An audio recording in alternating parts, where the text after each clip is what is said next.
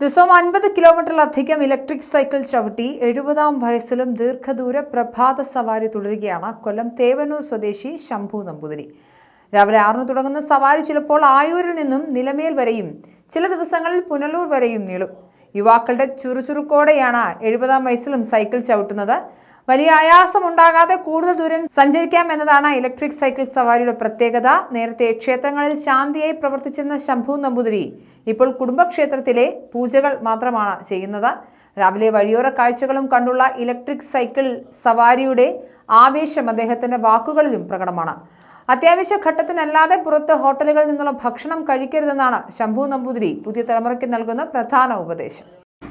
നമസ്കാരം, മൊയ്തഞ്ചലാണ്. രാവിലെ ചൂട് കാപ്പിയൊക്കെ അടിച്ചിങ്ങനെ അഞ്ചൽ ടൗണിൽ നിന്നപ്പോൾ നമ്മുടെ ഒരു പ്രായമുള്ള ആളാണെങ്കിൽ ഇപ്പോഴും ഫ്രീക്കനാണ്. ഫ്രീക്കൻ പിള്ളേരൊക്കെ കൈകാര്യം ചെയ്യുന്ന ഒരു വണ്ടി, ഒരു പ്രത്യേക തരത്തിലുള്ള വണ്ടിയാണ്. അദ്ദേഹം അമ്പലംകുന്ന് സ്വദേശിയാണ്. തേവന്നൂർ സ്വദേശിയാണ്.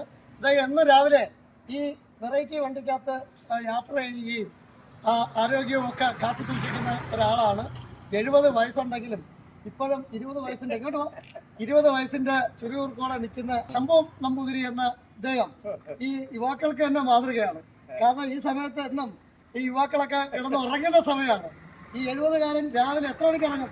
രാവിലെ 6:30 ഇറങ്ങുന്ന ഇദ്ദേഹം നമുക്ക് ഈ വണ്ടി എവിടുന്നാണ് എടുത്തത്? എടുത്തോട്ട് ഓൺലൈനാണ്. എങ്ങനെയാണ് ഈ വണ്ടിയുടെ പ്രത്യേകത എന്തൊക്കെയാണ്? അങ്ങോട്ട് നോക്കി ഈ മോട്ടറാഡ് എന്ന് പറയുന്ന കമ്പനിയുടെ അടുത്തോട്ടൊന്നും പറഞ്ഞോളൂ. ഈ മോട്ടറാഡ് എന്ന് പറയുന്ന കമ്പനി ഇത് ഒന്നാമത് ഞാൻ ഉദ്ദേശിക്കുന്നത് എക്സസൈസാണ്, പെഡലിംഗ് ആണ്. എക്സസൈസാണ്.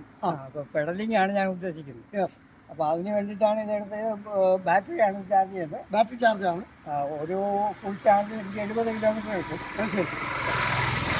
ഞാൻ രാവിലെ ഇവിടുന്ന് തേവന്നൂരെന്ന് പറഞ്ഞാൽ ഒന്നിൽ തെക്കോട്ട് പോകുകയാണെങ്കിൽ നിലമേ വരെ പോകും.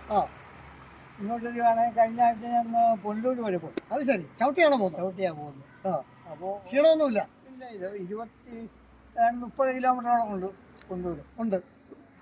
അടിപൊളിയാണ്. ഇത് എന്തോ വിലയുണ്ട് വണ്ടിക്ക്? ഇത് 56 രൂപ. 56,000 രൂപ വിലയാണ്. 56,000. അന്നേരം വളരെ ആരോഗ്യം കാത്തു സൂക്ഷിക്കുന്ന ഇദ്ദേഹം എന്തുവായിരുന്നു ജോലി? അത് ശരി. ഇപ്പം എന്ത് ചെയ്യുന്നു? ഇപ്പോൾ വർക്ക് ചെയ്യുന്നില്ല. ഇപ്പോൾ ചെയ്യാണ്. ഇപ്പോൾ ഞങ്ങളുടെ തന്നെ തേവന്നൂര് കുടുംബക്ഷേത്രമാണ്. ഞാൻ തന്നെ ആയിരുന്നു അവിടെ. വീട്ടിലാരൊക്കെ ഉണ്ട്?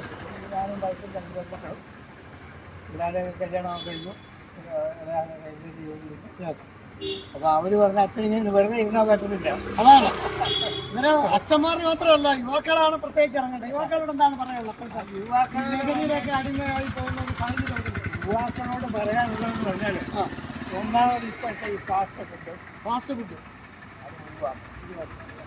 ആഹാരം സുഖമായിട്ട് പാലില്ലാതെ പുറത്തുനിന്ന് കഴിക്കുന്ന ഒരു നേരത്തെ ആഹാരം ഒരു കുടുംബത്തിന് കുറയ്ക്കാൻ പറ്റും. നമ്മൾ ഒരു ആരോഗ്യം നോക്കുക എന്ന് പറഞ്ഞാൽ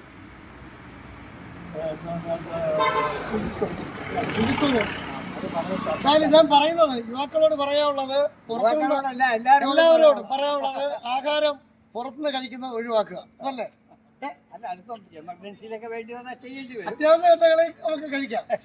ഹോട്ടലുകാരൊക്കെ ഇത് കേൾക്കുമ്പോൾ വിഷമം തോന്നും. പക്ഷേ അവരോടും ഇത് പറയാം, അവരോടും പറയാം പുറത്തുനിന്ന്. ഓക്കെ, എന്നാലും പരിചയപ്പെട്ടത് സന്തോഷം. നിങ്ങളുടെ